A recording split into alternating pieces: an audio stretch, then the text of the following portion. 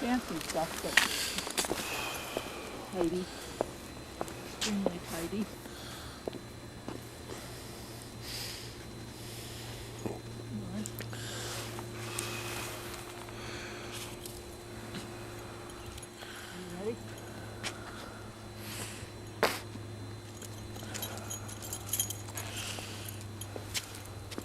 Having a hard time here. It's just that kind of a day. Keep my earmuffs on. Come on, dog. What are you doing? Just videotaping the houses. Did you Look. That's probably the same. That's probably Besser brick, like my house is. Mine's one of the original cinder block from 1908. This one is also, unless that's limestone.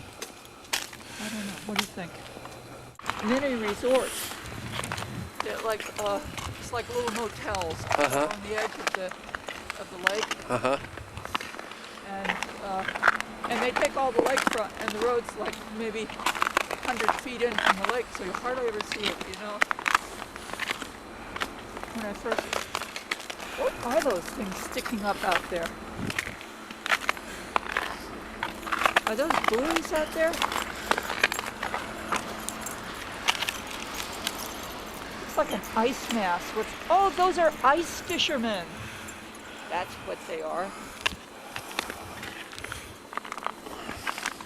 Brave, huh? Yeah. So they're walking around out there? Yeah.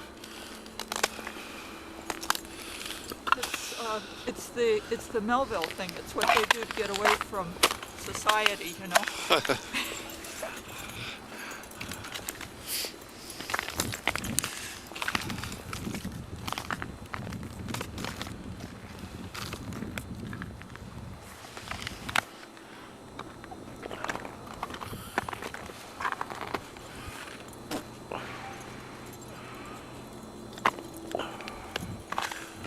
What's the island there?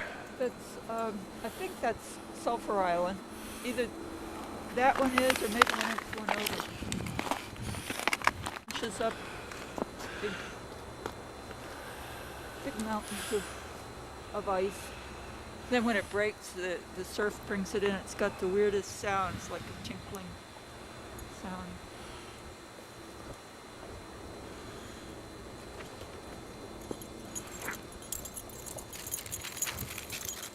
What?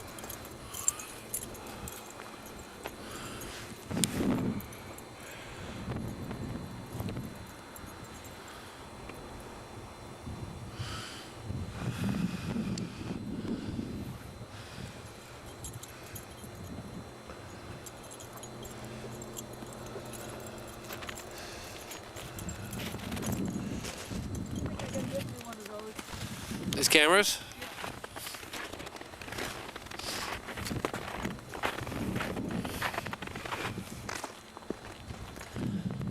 About $2,000 now.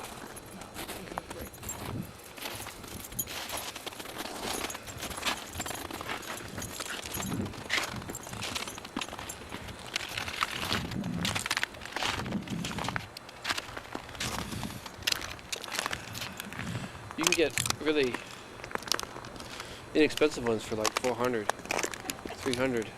Right. But I saw a really good tape recorder, and when I get like this electronics that's got a magazine that's got factory service stuff, about a third left, and it was Olympus, an Olympus tape recorder. I don't know if that's a good brand or not, but don't they make cameras? yes. Yeah, and they had like a $29 model, and they had a $129 model. I think the $129 model would be really good. Go around and, you know, catch people talking and stuff like that. Like my mother and my aunt who's about to die, and, you know, people like that, get them to talk about family secrets. And Would they do it? Would they do it? Sometimes I can get them going, yeah. If I tell me a story, forget it, they won't. Uh-huh. Well, Whoa. Sometimes I can get them going. My aunt just came out with something the other day. I called her because I don't know when I'm going to get there to see her, so I decided, well, okay, I'll try this telephone conversation thing. Mm-hmm. It's only the second time in my life I've called her, usually because my mother's there. And so anyway, I called her and I told her what I wanted to do to gather some information about my mom. And she pipes right up. She says, they always treated your mother so special. It's like, says she was always the good one. She was perfect. Yeah. And she had everybody's attention, their total attention, and me they yelled at. It's amazing. She just suddenly erupted with that. And I happen to know why she erupted, and it's interesting that I got to be there for the eruption because my aunt's dying, and she's a sloppy housekeeper, and my mother cares, she cares about her, and my mother's like meticulous, and she wants to go clean her house. And my aunt is fuming over, and this is bringing up all the resentments of the past that my mother was always perfect and everything. And now my mother has to arrange her underwear and clean the sink and stuff like that. Let me try to take a Polaroid.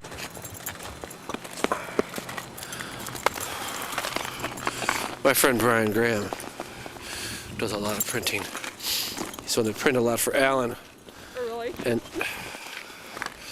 I've learned a lot from him about it. Do you know Miles Aronowitz then? I've met Miles. Uh-huh. Is he a nice guy? Yes. Uh-huh. I think I was rightly proud of him. Yeah. He talked about how meticulous he is. I had the little photo that he took of Alan with the candle lit at his side. It is really perfect. Perfect photograph.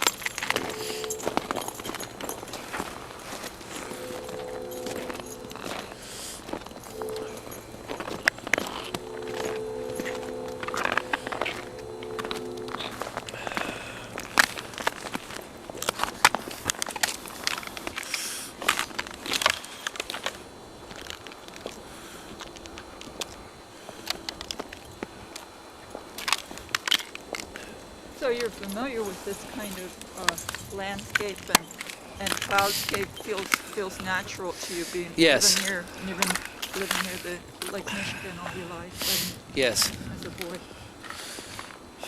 I didn't see it very often, mind you, but I knew it existed, and we'd go to the lake and drive past it. But I mean, like the cloud Yes. formations probably are similar to this. Look at Yes. that. I want to get nighttime pictures of all that going on. What is it? That's the pulpboard factory and the cement factory and various industries. The local yacht club. And the yacht.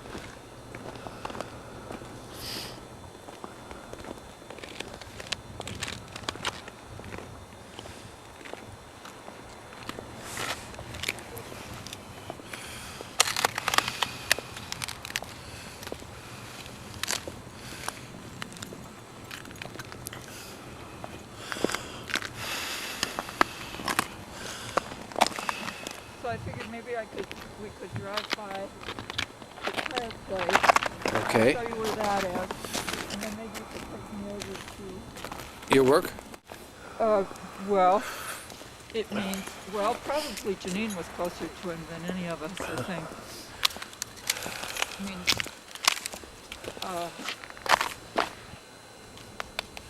I was always afraid of him from Hunky's point of view, I always got the impression that he was into black magic and that he was a dangerous person. maybe he was. But then I met him, Maybe that's what it was. he seemed so You know, calm.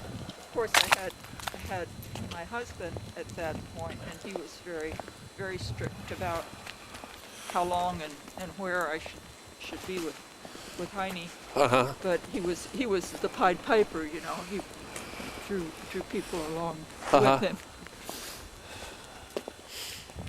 with his flute. And he was charismatic? Would you say? When you say he drew people He was along? ugly. He was ugly. Yeah, well, you know, he wasn't charismatic in a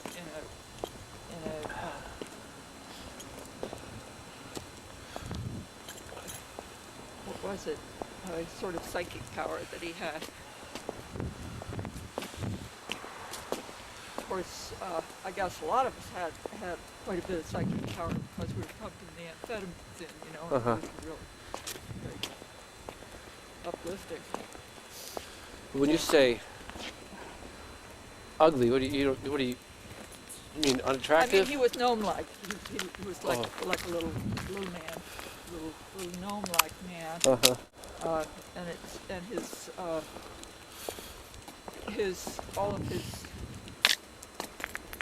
the way he walked and so on was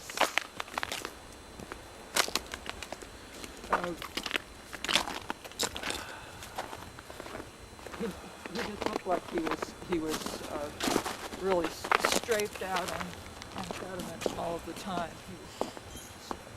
He was very inward, withdrawn, and into all of his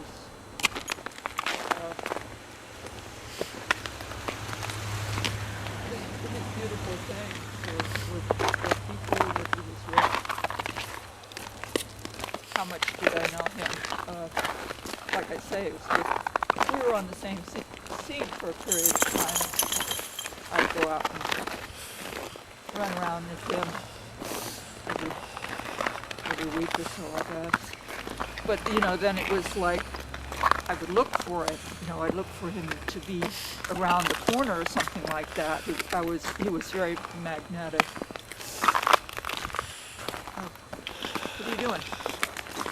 Videotaping.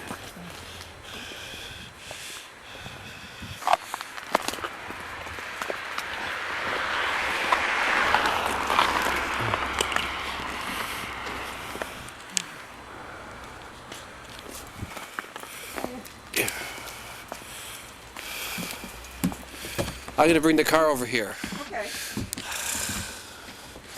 and warm up. All right. Okay. Oh, do you have the keys? Yeah.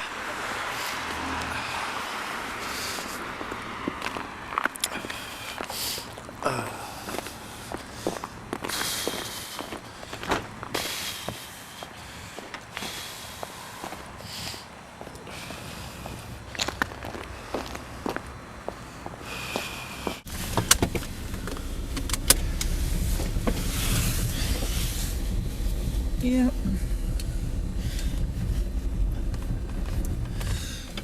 What's this big black building over here?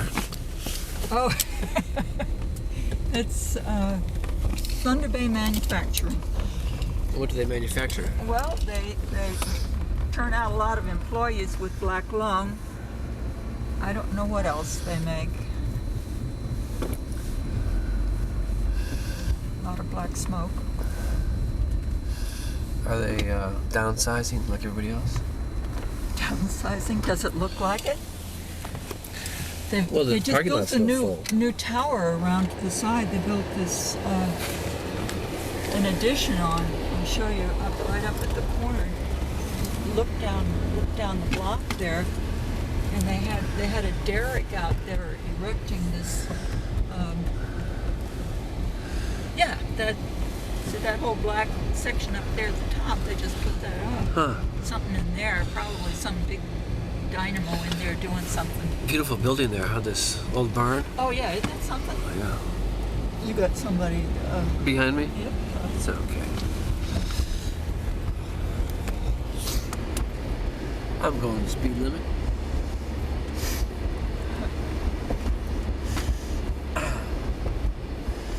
No one screws around with New York plates, you know.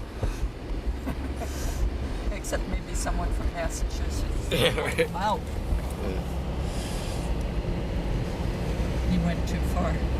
I did? Yeah, you need to make a left onto 32. Go back around. Isn't this where I go up here? Yeah, this is where you go to go out of town. Oh, I see. Okay. You could have gone to the left earlier, a couple blocks earlier. You would have gone on to Ripley. I thought that I had to go right to get to that Ripley Street, but no. Nope. And that takes you out of town. Alpina flour mills. Well, I would have made a mistake anyway. Yeah, you would have. You'd been out of luck. It isn't open. You're not even looking. What? That's what you do. You just hold it, huh? Yeah, I don't have to Oh, look. okay. It's doing the looking.